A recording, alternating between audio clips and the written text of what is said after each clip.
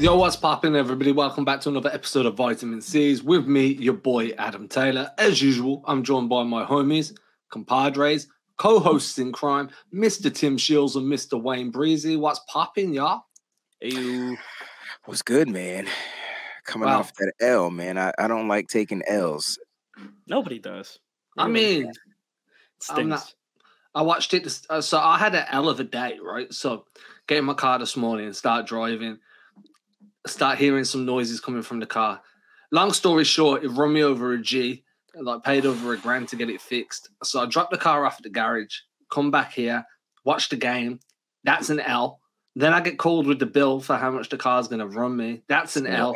Mm-hmm. And then I'm behind with work because I've had to be running around here, there, and everywhere trying to sort the car out. But there's no car, so now I'm on foot or I'm paying Ubers. That's an L. So the whole day's been an L for me. Sounds like I'm not happy about it. That's a wash, man. That's you got to pack it in like that's it. The day's over. What it is, that's right? It. Like you just got to kind of keep it moving, man. What happened with your car, man? Oh, dude, it was all sorts of shit. Brakes, suspension. It was just everything. One foot tracking, like Just don't feel bad because I just picked my car up about an hour ago, which I brought it in on Saturday, and that junk wasn't ready till today because they broke something in the brake line. Like all I took my car in for was a tire pressure sensor. Okay, there was it wasn't reading, and then I said something feels funny with the brakes. They were like, "Oh, you need calipers. Oh, you need this." Well, when we were changing the caliper, this particular thing broke on the bracket that goes to the brake line broke. And I'm like, so you broke it? Yeah, well, we got to keep your car over the weekend because there's no way we're going to be able to get it done. Then yesterday, they couldn't get it done either because it was still, when they were trying to bleed the brakes, it was leaking. So they had to replace the whole brake line to the opposite side and find where that leak was coming. So they just replaced that. To make a long story short, I just footed about a G note too, bro. So listen, at least we're in this. We're in together, bro. We're in it together. So yeah. And I'll tell you this now, when it comes to the Stees, we're all in it together too. But I want to start with this. I feel like at the moment, there's no plan B for when things aren't going right. So what I mean by that is the Celtics shot 50% of their offensive attempts. Like 50% of all of the Celtics shots against the Knicks were from three. Right, half of all of their offense came from beyond the perimeter. Now, I get it. I get the notion of, hey, if shots aren't falling, just keep shooting them because law of averages and the math, it'll all work out that eventually those shots are going to start to fall. That's fine. But whenever you're talking about averages and maths, we're talking about large sample sizes. They're going to average out over a large sample size. Now, that doesn't mean it's going to happen on a game-to-game basis. If the lid's on the rim this game, it might just be on the rim this game. There needs to be a plan B. You know what I'm saying? Like you need to start going away from certain things that aren't working. That are working, like you're generating open shots, but they're not falling. So effectively, they're not working. No one's shooting well.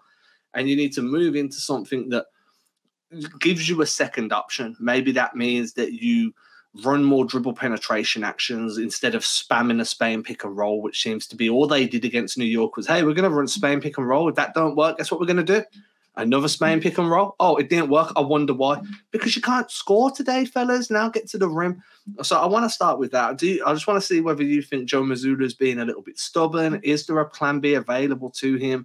Like, I've got some thoughts on this that I'll dive into in a moment, but I just want to see where you guys are at with this. It's a good thought process to think of because it seems like our coach. I don't want to say that he's stubborn, but maybe he doesn't have a plan B or a plan, A squared or whatever it is, a second option to figure out if we're not making our shots because they're the number one 3-point shooting team in the league. If they're not making their shots, like how else can we get some easier buckets? And it just doesn't seem like they can get inside and score. And hence was why I feel like it always comes down to this. And this is not a shot at our bigs.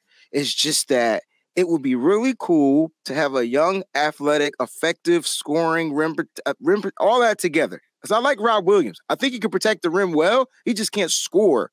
Like, that's not his thing.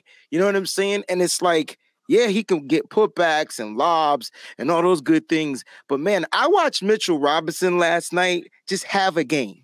And I'm like, why is he having it's Mitchell Robinson? And I'm not taking away from him.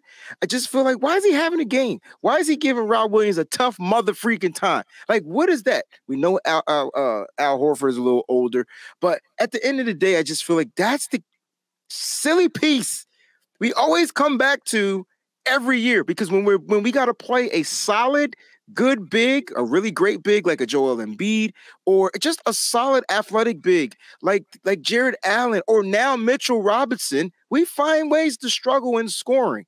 And to me, that's why there's no plan B. I think it would start if we can get some easy buckets from our bigs that can allow those lanes to open up for guys to drive. Because I tell you, there's one person that's going to drive. He just don't give. It's either going to go in or not. Well, two people, Derek White and Malcolm Brogdon. They drive to the paint. Hopefully they get the foul call. I watched Derek White hit shots yesterday. I just was like, why are you doing that? But it went in. And so they'll drive. They're just not getting the calls. But we got to figure out ways to score easier buckets. And I don't know if that's part of our coach's game plan. Oh, I think part of that too, I would chalk it up to like JB not being in the game, but this isn't the first time that they've had this issue where like threes aren't falling and then they just don't have any other option on offense. And there have been some games where they put it together where like, oh yeah, like our threes aren't falling. Maybe we should try and go ahead and do this thing. And like, oh, what do you know? We cut into the lead and all of a sudden it's a game again. Like you need to be able to change up the offense when it comes down to it. Like you're going to have to go ahead and play a defense that's going to say, okay, go ahead and go and hit your shots. And I mean, I think Jalen Brunson said it in his post-game interview saying, you know, the Celtics just didn't hit threes. And it was, very obvious for us. I mean, they hit 9 threes on the night. Just a very, very rough performance. And again, it goes back to you're going to go ahead and take over 40 threes and you're going to hit 9 of them. Maybe you should go ahead and change it up. I don't know how much of it comes down to not having rim pressure, or maybe there needs to be more ball movement to try and get easier looks. Maybe there needs to be a little bit more of a mid-range game. I don't want to go ahead and chalk it up to just JB being out, but that definitely plays into it because he's one of their better slashers. He's one of their more confident three-point shooters, I think. Like, he doesn't hesitate to take the three. Good for better or worse. He's never going to hesitate.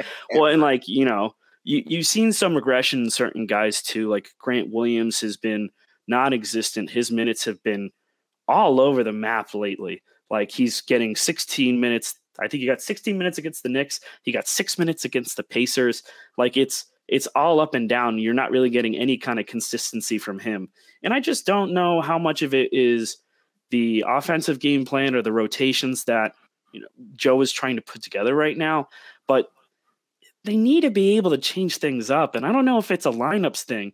It's weird because so far I pulled up the box scores for the last couple of games because this ties into the conversation, but they just went ahead and they got Mike Muscala, and he's had 3 straight DNPs. You went out and you added another big who can shoot the three, who can help get you a little bit more spacing, which if you're trying to score a little bit, he'll help. And they didn't play him at all.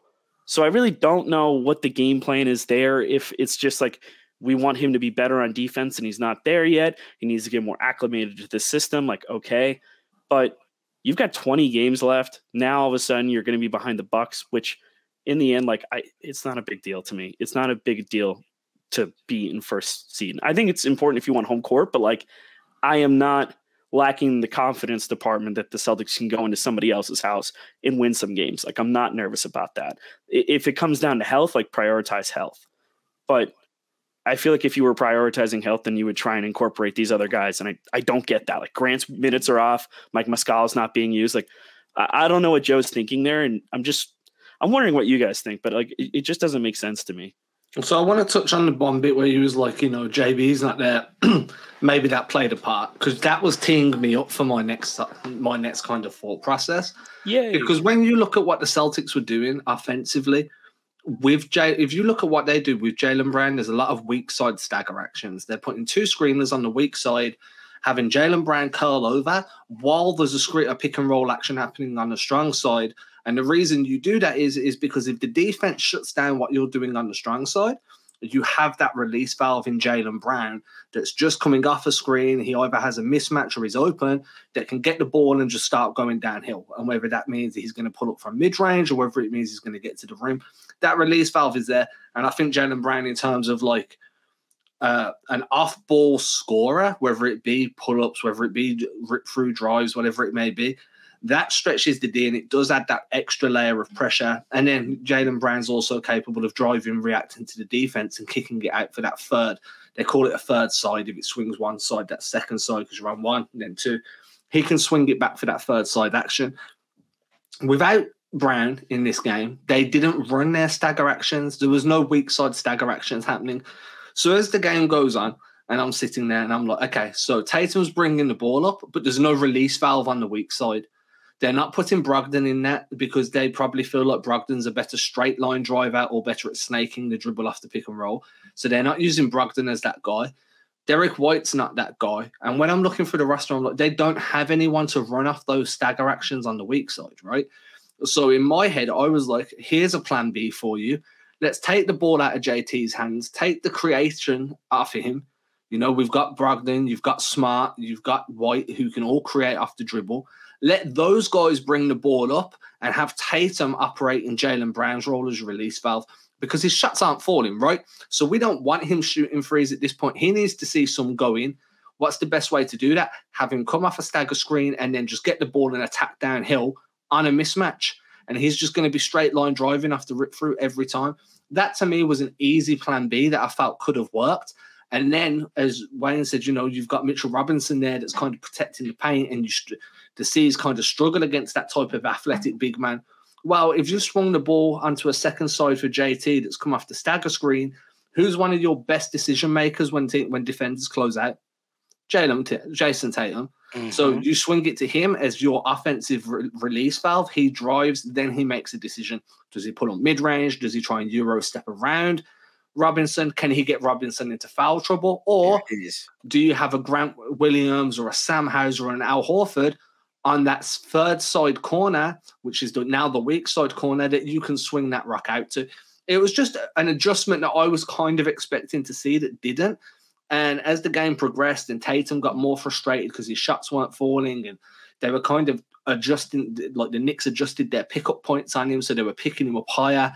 And you could see it was frustrating him. I was like, why not just put him in that Jaylen Brown role so then you can go back to offense that's been generating good looks for you all season? And that was what led me on to be like, yo, maybe Mazzulla doesn't have this plan B, because that just felt like such a logical idea to me. I'm telling you, you kind of want to question. He's still learning, right? He's going to go through some growing pains, and it's best that he goes through these growing pains now and get this on film and get it on tape and go back and rewatch it and have that conversation with his coaches and say, hey, man, why didn't I just use Jason Tatum in Jaylen Brown's role without, him being here? Jason Tatum has become one of the most premier playmakers in the league, and I get it. And you want the ball in his hand, but when you're down a player, like you were saying earlier, when you're down that guy, Tim was saying Jaylen Brown is a guy that's going to be able to do this, do this, do this. 9 times out of 10, he's going to take that lane. He's going to take that shot. He's going to do whatever he is because he's getting the ball. But with him not being there, there's a possibility that Jason Tatum was just putting the ball into his hands, trying to take the matters into his hands. You want to see that from a leader, but we weren't able to hit shots. And when you're not able to hit shots, sometimes that coach has to step up and be like, listen, we got to change something up. We need an adjustment period. And halftime would have been perfect. We were down, but that would have been perfect to make that adjustment if you can't make the on-fly adjustments after a timeout or in the game. And I'm not going to lie, I kept feeling like the Knicks were giving, the Celtics every opportunity to come back and win that game. There were so many chances, and I'm like, all we got to do, we down by 9. All we got to do is do this. And then we take a shot and it just goes out, or they'll turn the ball over, give it right back, and then bad pass in the lane. It was just weird basketball to watch. The energy just seemed off at the Garden, Madison Square Garden, that is. It just seemed weird. But listen, I will say this. On the bright side, Celtics usually struggle with the Knicks because of their youth, their speed, athleticism, all those different types of things. It's a matchup thing. With Brunson being there, it makes it a little bit different. But I feel like it's a learning thing for the Celtics. I feel like they'll be able to learn from it. And when we're down a player for whatever reason, we just have to learn how to adjust. So let's see what happens in the next game. Yeah, and I think that's another big thing. And we're going to segue into this topic. I think that's actually a perfect way to do it. You talk about athleticism, especially when it comes to looking at how Rob really struggled with Mitchell Robinson. Like Mitchell Robinson and Julius Randle, too, very physical, like very physical, very athletic. No, you can't hear it in the audio because Wayne's mic's muted, but Wayne is very animated, and I love it. I couldn't figure out. It had to do with the physicality, not the athleticism, right? I felt like Rob was getting out physical. There was a rebound Rob had in his hand. He just got it taken out of his hand. He got out hustled. Like, I feel like that's Tibbs too. Like that's what Tibbs kind of preaches, is like this very physical, brash, like hard-nosed, old school style, like basketball coach. Like he was part of that 08 squad for a reason. Part of that coaching and staff. This is what Boston struggle with as well, right? Like Chicago have their number by getting up under them early. That's what's led to Chicago being one of these teams that really get the best of Boston. Is, hey, we're going to get right up in your face. We're going to play hard-nosed physical basketball, and we're just going to make life tough. We're not a better team than you, but we're going to disrupt passing lanes. We're going to disrupt driving lanes, and we're just going to frustrate the hell out of you and let you guys start shooting yourself in the foot.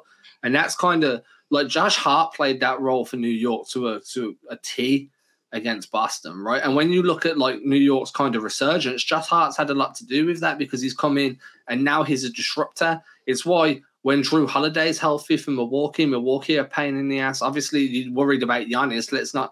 I'm not saying that Milwaukee are the same as Chicago or New York. I'm very aware that they're not. But Drew Holiday as a disruptor is a pain in the ass to deal with because every pass is contested. Every off-ball drive has someone trying to stunt at you. And that's kind of been Boston's kryptonite for a year or two at this point, is just certain teams just know how to fluster them. And then, as you said, you start making simple mistakes. You get rebounds taken away from you.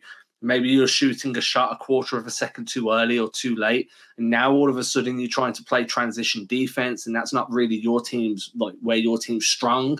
So I agree. But I think that New York are just following a blueprint that Chicago have laid out. And even Orlando, to a lesser degree, have figured that out as well. I think Cleveland too. Like Cleveland's got serious athleticism and they play physical with the bigs that they have. And that's why going into this game on Wednesday, I do get a little bit nervous because this is a team that more likely than not, if things break the right way, you're going to end up seeing them deep in the playoffs. And they're a team that I don't put very far behind Milwaukee as a threat in the East because of how they play and just the construction of their roster. And it ties into the conversation about not having that athleticism or that physicality really at the center spot with Rob being the way that he is right now. And I don't know how much of it is like what percentage of health he's at, or if it's his approach to offense. Like just something's not clicking there, or at least not clicking all the time. There have been certain games where Rob's looked fantastic, and there's been other games where he hasn't. And I do wonder if like there's an opportunity there for the Celtics to try and change things up or switch up the rotations, stagger Rob's minutes with Horford's minutes. Like if you want to use the double bigs, maybe you don't start with that. Maybe you go to that towards like the end of games if you're trying to close out with some size. Like there are different options on the table that I feel like they need to start exploring, because I feel like there are certain players that aren't getting used to the best of their capabilities. I think Muscala falls in that category, and I think Grant Williams falls in that category. And I know Grant's been struggling, but like we know that he can do more. And I'm just wondering if what the deal is there. Like, did he fall out of Joe's good graces? Because his minutes have seriously taken a hit, and I really don't know why. Maybe he wants to get paid. I mean, I get that, but like, there's one way to get paid, right? Like, it's to play well. Like, if we don't play you, your value's gonna drop. I'm joking. That would be messed up. That'll poison the water well there. But when he goes out there, if he wants to get his value back up, then he needs to, play. Yeah, right? Right? Obviously, I'm joking when I say this. He had a stretch of games where Grant looked like it was time to pay Grant. Like, it ain't gonna be the number he want, but like. Let's get him. Let's keep him on this team. He's a part of this team. He plays a very good piece to this team. You don't want to break that up. And then there's just times where he just doesn't seem like he's there, or he's. You know what? The one thing that frustrates about me, like, let me ask you: is he seems like he's more of a catch and shoot type of guy, right? Like, and so like when he gets the ball, he'll take the stupid dribble, and to me, it'll break up the rhythm of him just shooting the ball. I'd rather him just catch it, shoot it. If it goes in, it goes in, and if it doesn't, it doesn't. But he does try to clear that extra space. Or he'll try to drive it around 3 people because he has the Ja Morant moves somewhere unlocked or unleashed into his repertoire, and it doesn't look good. And so, like, he does little things that just really irk your nerves if you're a Celtics fan watching the sport. But I do like what he brings to the table. And so, like, at some point, they need to let Grant be Grant and figure it out, especially during the adjustment periods. Like, if your team is down and they just can't, your starting lineup just can't figure it out, man. Listen, put the bench in, do something different, try to provide a spark at that moment. And that's where I feel like, when we were talking about our coach earlier, he's learning. And we got to give him some type of a grace period to go through these growing pains. Because come playoffs, I guarantee you is going to be different. He'll rely on his players that he can trust, and things will be a little bit different. Do you ever feel like Grant Williams is the front court version of Marcus Smart? So, like, defense is his calling card. He's versatile defensively. He's switchable as a big. He can guard some of the most elite bigs in the league better than what somebody of his size and skill level should be able to. And now his offense has kind of caught up, but he's trying to do too much with it. And fans are starting to get frustrated with that. Now, if you go back 2-3 years ago with Marcus Smart, the biggest thing that irked Celtics fans was like Smart was taking shots outside of his role. Or that's at least how people felt, right? They were like, Smart's trying to do too much. Now, don't get me wrong. I'm all for Grant Williams attacking a closeout from the corner, driving hard on the baseline, and then trying to finish or making a read out of that. You've got to be able to do that to keep defenders honest on those corner threes. I'm okay with him running fake DHOs and then driving when there's an open lane because he's blew up the defense. Outside of that, I'm with you. He's a catch and shoot guy.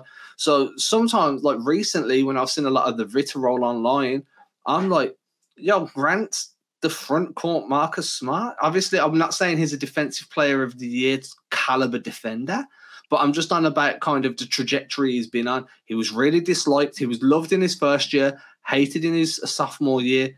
People loved him last season, and now they feel like he's doing too much drawing, too much offensively, too much this, that, and the other. And now everyone's split on what his value is, just like they were with Marcus Smart.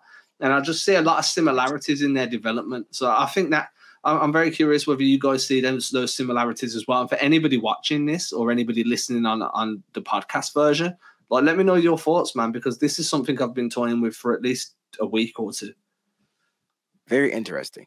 Very interesting. I would say that. And so if I was comparing him to like the Marcus Smart, it was more like to me, what I love about Grant is his what's those type of players that the gritty players, right? Like diving for the loose balls, taking the charges, like doing those types of things. Is and that's what you see Grant Hill doing. But like you said, his offense kind of caught up. Grant Will. You gotta call him Hill again? Yeah.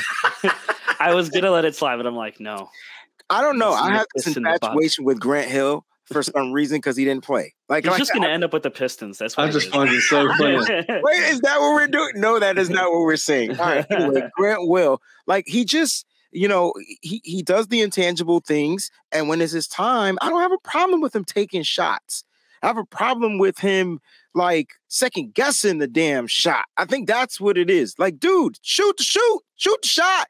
You can do it. And then it's like he'll second guess it, he'll pump fake, and then he'll pass out to someone that's going to take a bad shot, or the clock is expiring. And it's just like, damn it, Grant, like, be confident all the time, which is different from Marcus Smart. Marcus Smart was uber confident. He didn't give a what you thought. He would take the shot. Didn't care if it was bad, if it was airballed. He didn't care. He would do it. It sounded like what Jaylen, Brown does too. He'll just take shots. You'd be like, what are you doing? Is this percentage high or what? So I don't have a problem with that, but I do see the comparison. I kind of like that, Adam. I mean, they're two high IQ basketball players, right? Like, they have very high basketball IQ. They're both very smart. They both bring a lot of intangibles to the table. Both very much glue guys. Like, I think Grant is important to that locker room, more than like we probably realize in some cases. But, we've seen him step up in big games. We saw him step up in the playoffs against Milwaukee. I remember, I think it was his rookie year because it was the bubble, I think, right? Or was that sophomore year? I'm trying to think. But he made that massive play against Toronto where he blocked that last second 3-point shot. So, defense was his calling card, and then he added that 3-ball. And now, I think this season, part of it probably has to do with the fact that he is trying to get a contract. It is a contract year, so that kind of changes the way that guys approach the season going into it. As much as you try not to, obviously that money, you never know what happens during the season.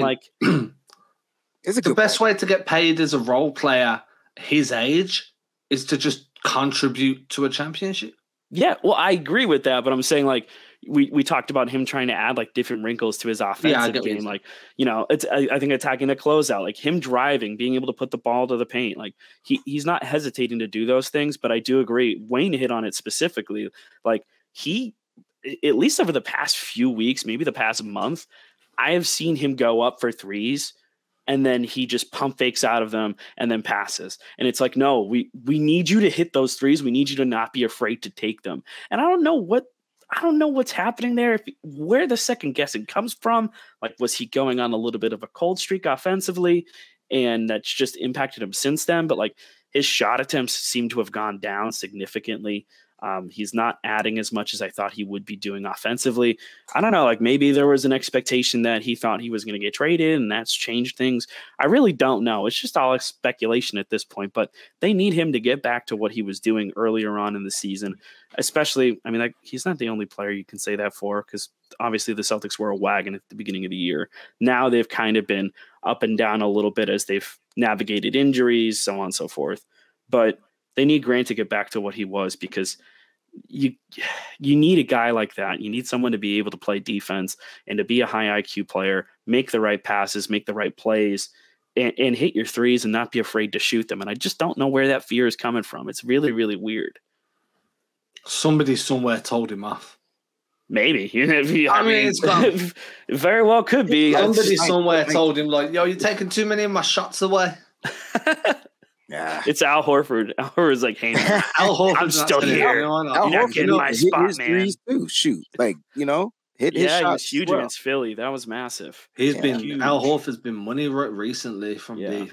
I love Al Horford, man. I was watching his post-game press conference earlier, and he's just wearing I call them regular people clothes, because you watch Jason Tatum, he's sitting there in a massive Dolce & Gabbana big ass coat.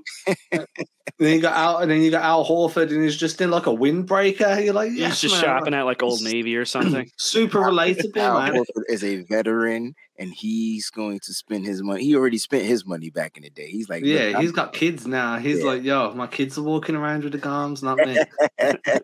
He's got that Oshkosh bagosh money. he rich.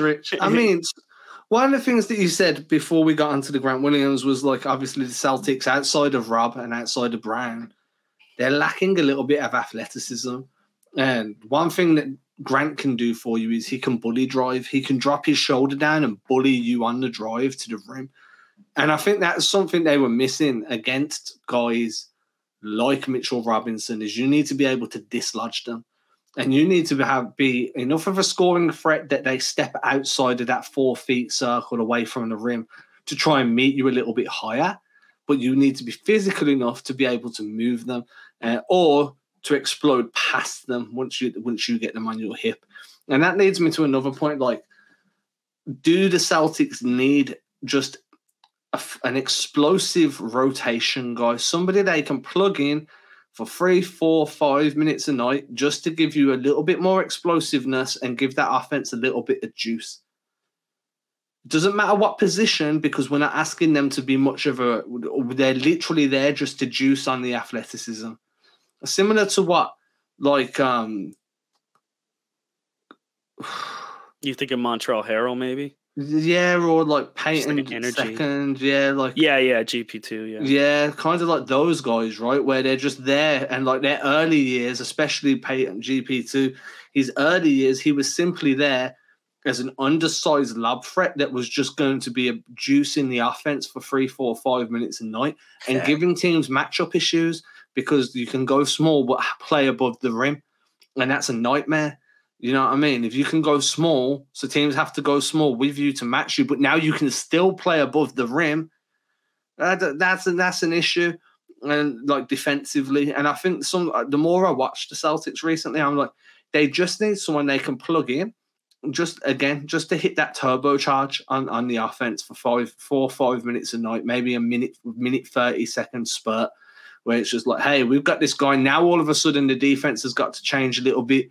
And you can just try and get a little bit of momentum going off a lob pass, or maybe off like attacking a closeout with a big dunk. And sometimes I'm like that kind of impact is often overlooked, where like you ask any player, you see him in any press conference, they're like, yeah, we feed off that energy, man. You know, when someone drops a big dunk, you're like, I felt the energy shift. Just having a guy that can come in and do that for you after like short minutes makes a ton of sense to me. This is me kind of pushing for JD Davison to get that last spot on the rotation, by the way.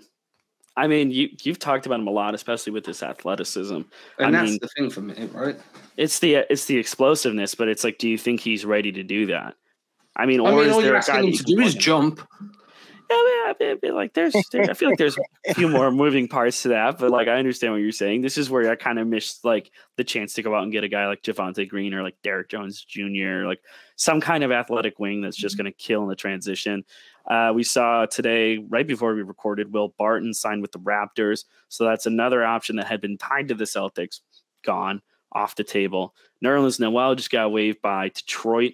I know that the Celtics were like briefly. They do not need another big. I would say that, except I just watched them getting absolutely bodied by the Knicks. So I'm like, Mitchell Robinson's dislodging Noel the same way he dislodged Rob. Yeah, but again, and that's where it's like, I don't know if there's anyone that they can add that can help them in that department. We'll find Andre Drummond if that's what you're really after.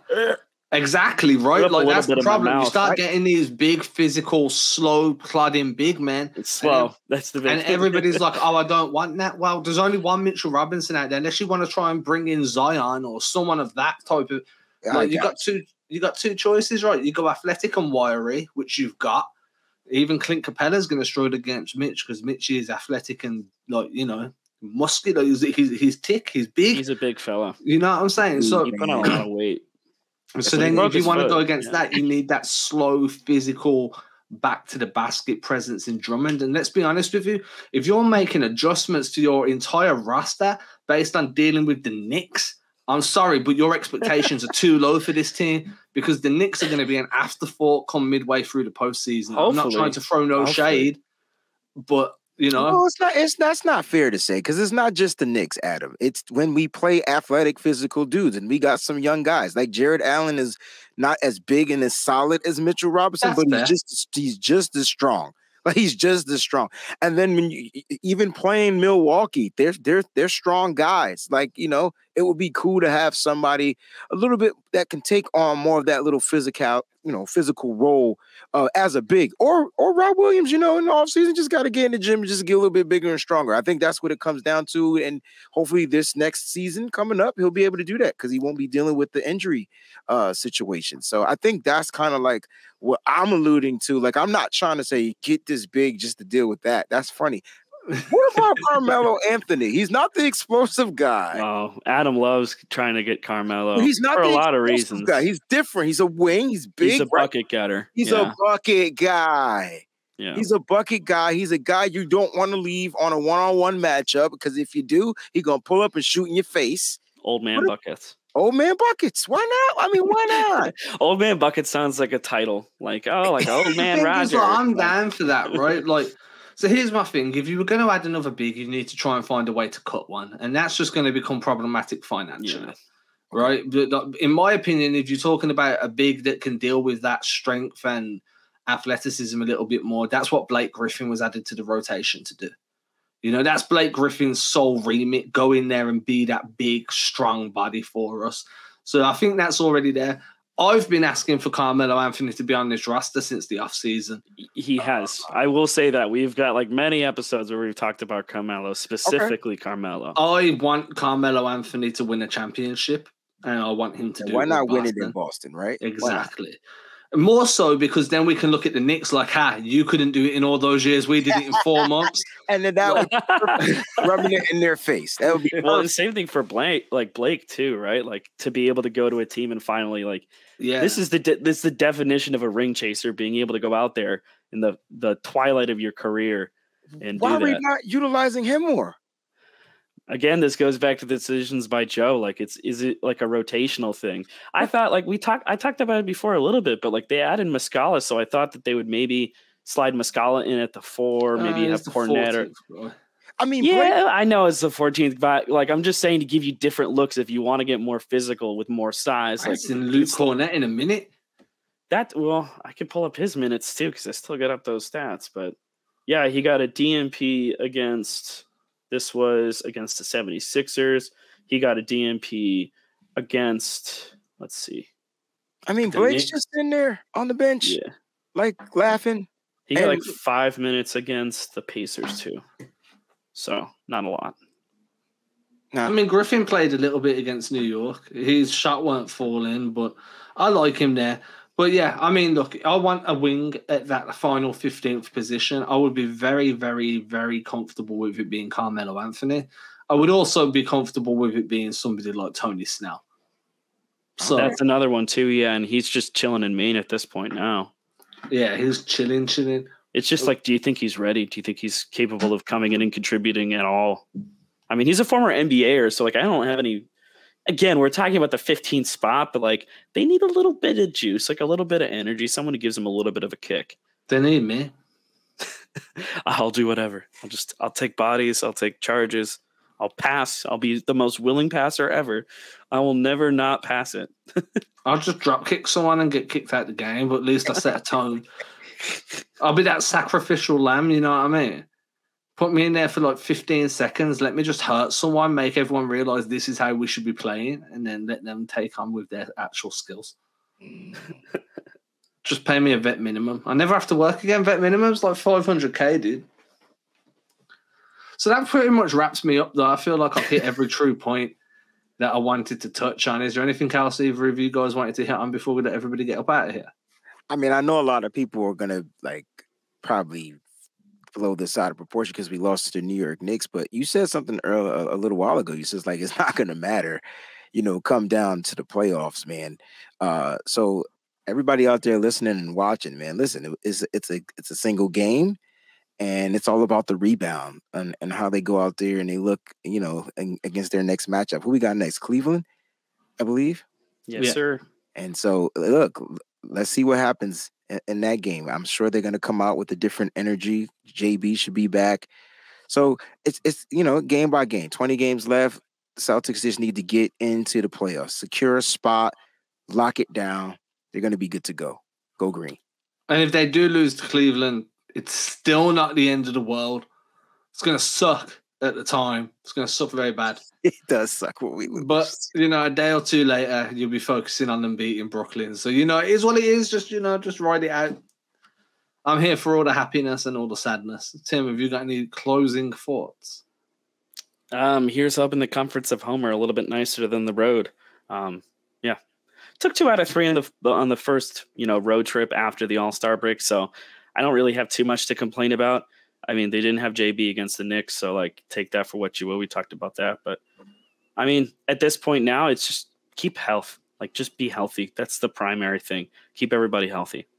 Okay, and I'm going to close out with this. To that one hater that keeps commenting that nobody likes my accent, but yet you keep watching the videos, I hope you enjoyed another 40 minutes of me. Bitch!